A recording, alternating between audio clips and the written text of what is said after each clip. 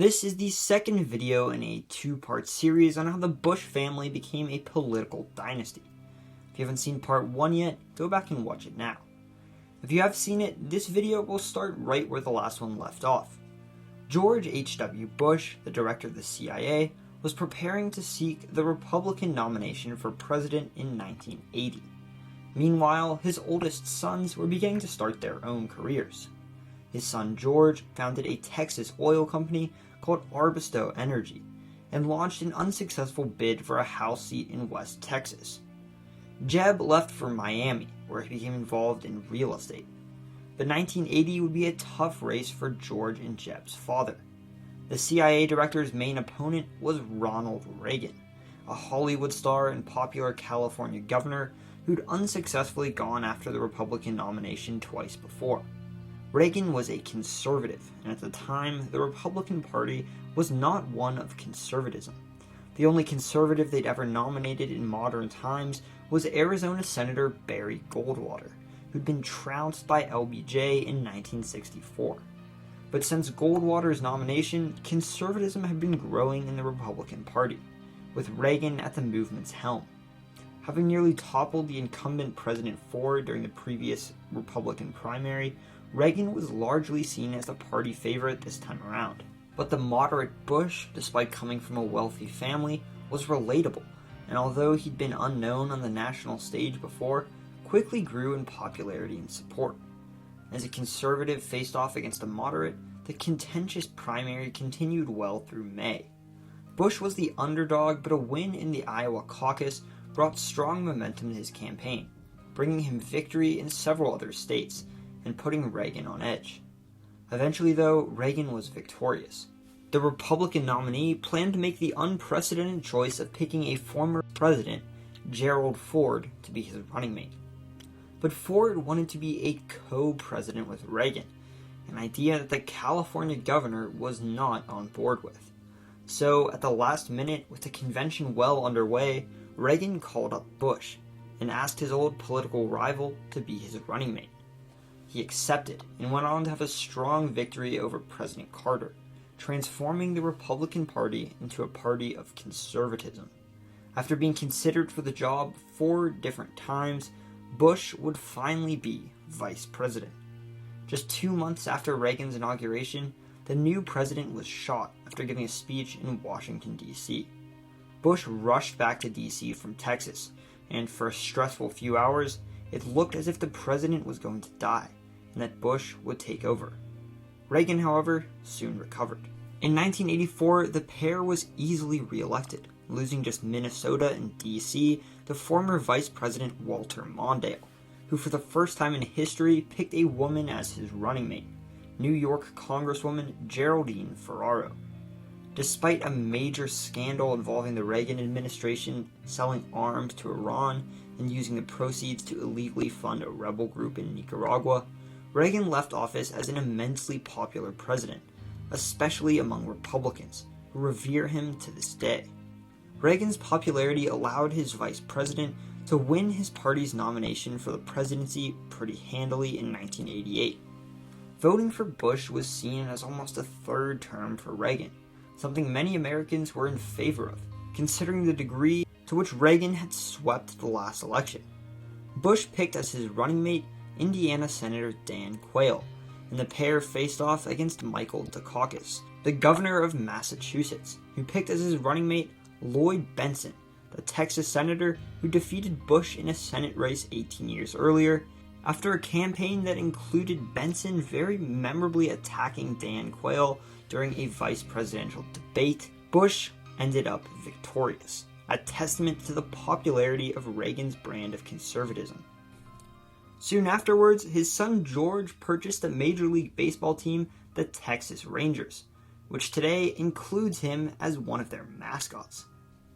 And Jeb became chairman of the Dade County Republican Party, before going on to become Florida's Secretary of Commerce. George H.W. Bush's presidency saw a world under utter transformation, as the long-lasting Cold War came to an end, with the collapse of the Berlin Wall, the reunification of Germany, and the fall of the Soviet Union all taking place. He also oversaw the launching of the Gulf War in response to Iraq's invasion of neighboring Kuwait, and signed NAFTA. But re-election to a second term would not be easy.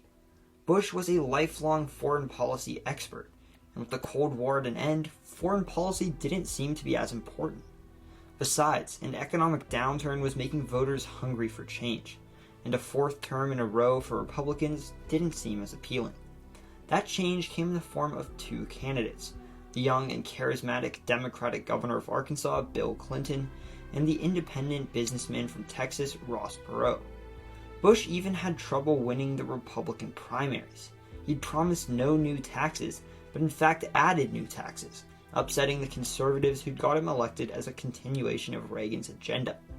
Conservative Pat Buchanan, Reagan's communications director, ran against Bush for the primary, winning 23% of the primary vote and proving that the incumbent's support among the party wasn't as strong as he would have liked.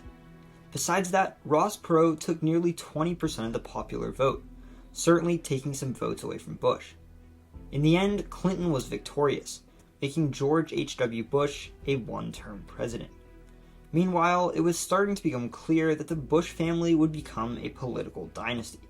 Not only had his father been senator, but just 2 years after his defeat, two of George H.W. Bush's sons were simultaneously mounting campaigns for governor.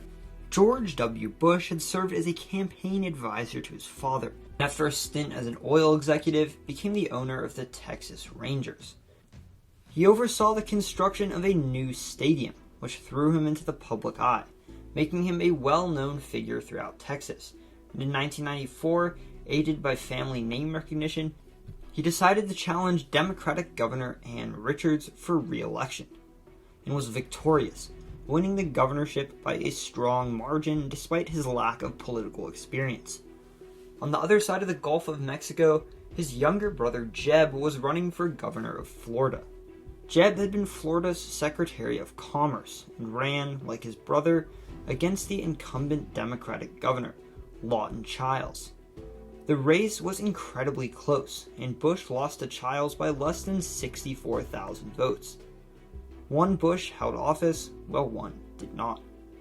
George W. Bush's time as governor cemented himself as a centrist conservative, what he called a compassionate conservative, and was marked by major tax cuts. In 1998, he was re-elected in a landslide, earning just under 70% of the popular vote, and becoming the first Texas governor to ever win a second four-year term. 1998 also saw a victory for Jeb. He was running for governor against Lawton Chiles' Lieutenant Governor Buddy McKay, and won with an 11% lead. But Chiles died just 24 days before Jeb was set to take office, giving McKay the position he lost for a few days. As a new millennium rolled around, George W. Bush decided to run for president, eventually emerging victorious in a crowded field of candidates, the main contender of which was Arizona Senator John McCain. Choosing Defense Secretary Dick Cheney as his vice presidential nominee, the 2000 election was going to be a close one. The member of one political dynasty was up against a member of another, Al Gore. Gore's father had been senator from Tennessee, a position he went on to hold himself before serving for 8 years as vice president under Bill Clinton. The race would be incredibly close. Although Gore eked out a narrow victory in the popular vote, the winner in the Electoral College was uncertain. It wasn't clear who'd won Florida, a state whose electoral votes would be enough to determine the winner. The Florida results were so close that a recount was needed, and for an entire month after the election, voting irregularities left the country unaware about who their next president would be. Eventually, the Supreme Court ended the recount, putting Bush ahead in the state by a razor-thin margin of just 537 votes, and making him the election's winner. It was the second time in American history that a father and son had both held the presidency. His time in office would be both very influential and very controversial. Just months into his administration, the 9/11 terrorist attacks occurred, shocking the entire world, and Bush led the national response to the tragedy. Soon after, he launched the war in Afghanistan, and in 2003 following false claims that Iraqi leader Saddam Hussein had weapons of mass destruction, started the Iraq War. The U.S. is still involved in Afghanistan, and although the Iraq War ended in 2011, American troops are still dealing with conflict inside the country. His interventionist foreign policy, coupled with the use of torture on suspected terrorists and surveillance of American citizens under the Patriot Act, have helped make George W. Bush a controversial president. In 2004, he was up for a close re-election, challenged by Massachusetts Senator John Kerry. But once very popular, Bush's approval was suffering a sharp decline, and many Americans thought Kerry would emerge victorious. While not as close as in 2000, the race was still tight, although Bush emerged the winner. During his second term, Bush dealt with Hurricane Katrina's devastating assault on New Orleans, which resulted in nearly 2,000 deaths and $125 billion worth of destruction. During the end of his presidency in 2008, he was highly unpopular, and at one point 70% of the country disapproved of his job as president. His time in office ended with the devastating effects of the Great Recession, all of which helped pave the way for a Democratic victory in 2008, with the election of Barack Obama. In 2016, after 2 terms of Obama, another Bush decided to run for president. Jeb had been governor of Florida for 8 years and joined a crowded field to seek the nomination. It would not be easy. Bush was up against 16 other candidates, including major figures like Chris Christie, Rand Paul, Marco Rubio, Mike Huckabee, and Ted Cruz.